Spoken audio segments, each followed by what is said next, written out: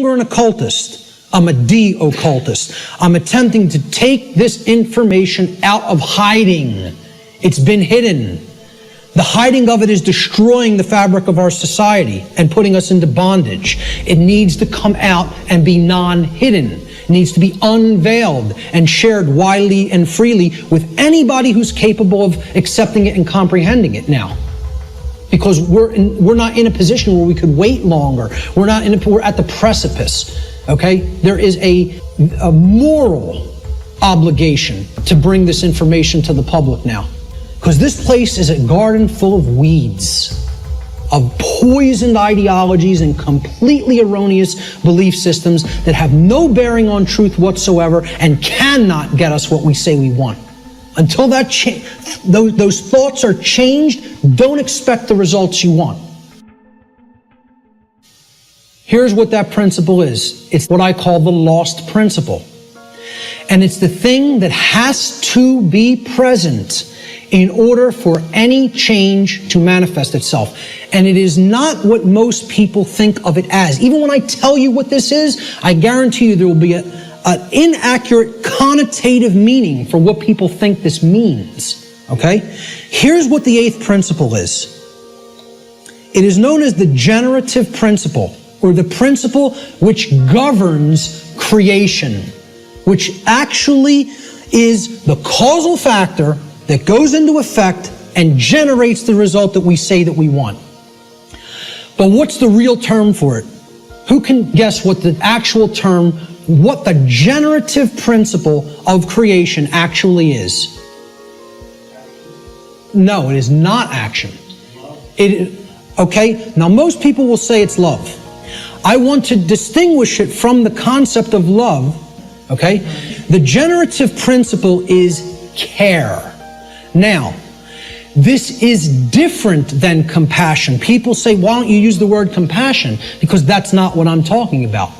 It is a different concept than compassion, or even what I would describe as love. Care, all uppercase care.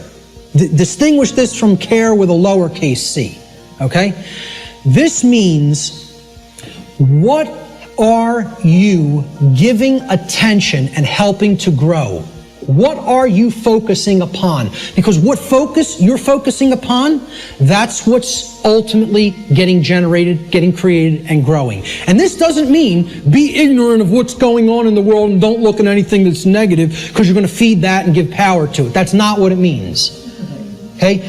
That means, you know what you're feeding?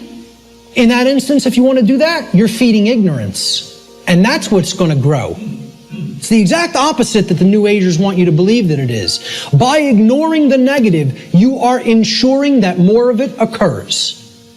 You are fueling it by ignorance, ensuring that it grows and takes over.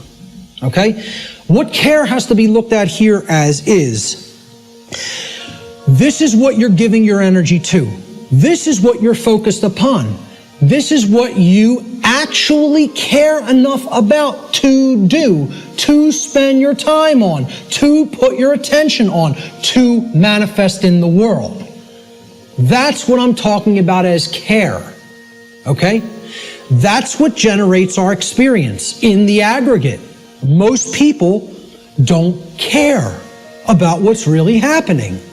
Therefore, it is an impossibility for us in the aggregate to change the direction of energy, to change the direction of consciousness, and ultimately to get what we say we want. That's how the real law of attraction works. All right? Here's how it actually operates. The lost principle is the dynamic of care. What we care about on a day-to-day basis acts as the driving force of our thoughts and actions. What did I say we need to develop? The heart, mind, guts, right? Heart, mind, guts, in that order. Care comes first. You got to care enough to know, to develop the knowledge, okay? Then you got to act on it and put it into practice. Apply it. So that's the order. Heart, mind, guts.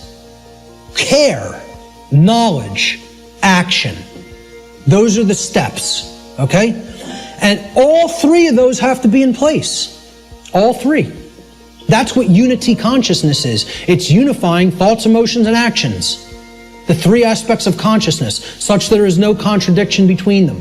What we think, how we feel, and how we act are one and the same. There's no contradiction. That's unity consciousness. Okay?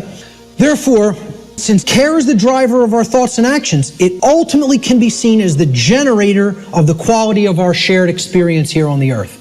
Care is what generates the whole thing. Hence, it has been called the generative principle. Liken the heart to a pump in the body. Well, what does a pump do? It's a generator. It provides energy. It moves the life force through the blood in the body. In every ancient tradition, they talk about the life force being in the blood. The heart is what pumps that through the whole physiology and enables us to continue to sustain life. Okay? The heart is the generator. It's the pump. It's the center of the being. As important as the brain is, the heart is ultimately what's generating the experience, because what we care about determines what we think about on a daily basis most of the time, and therefore how we behave. All right? So, is anybody familiar with the compasses and square symbol of Freemasonry? With the G in the middle? Well, that's what the G stands for at the highest level. They'll talk about many porch masons. These are the exoteric masons that are given the teachings of the profane and they think they're in the know, okay? They're given the information, well, this only means geometry, it only means God, etc., okay? One of the things they'll tell you it means at a slightly higher level is that it means gnosis, knowledge. At a higher level, at illuminated levels of Freemasonry, which are above 32nd degree, they will give you what the real meaning of the G inside the compasses and square is. And it is the generative principle.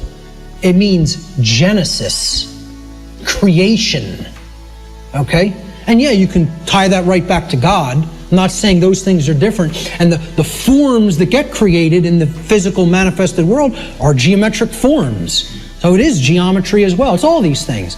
But at the highest level, it's the generative principle. That's what that G really stands for in esoteric Freemasonry. Okay? It's called the generative principle because that means to create. It comes from, the word generative comes from Latin. The verb generare means to create. The generative principle is what we create through. And it's lost because people don't care. They don't have care. Hence, it's the lost principle. Okay? Here's how it works, folks. What we care enough to put our will behind. Okay? So again, heart, mind, guts. Guts is the will, the action, the masculine principle. That's what gets things done ultimately in the physical domain. What we care enough to put our will behind, and that's driven by the care. That's the generator or the pump that drives the will. Okay? What we care enough to put our will behind is ultimately what gets created or manifested in our world. The world is the way that it is because most people do not care enough, even if they say, they pay lip service, okay, and say that they want things to be different. They don't care enough to actually change it through their actions. Because when it comes all down to it, that the thing that is ultimately generating our reality is behavior. Action is what's generating the reality. That gets generated through what we care about because our cares and our desires drive our actions. Okay? So most people will say they want things to change, but then when you say, what are you doing to make that change happen? Not a word. Silence comes back on the other end. They don't care enough to change it through their actions. That's what the generative or lost principle is about. And until that principle is regained and people get out of their laziness and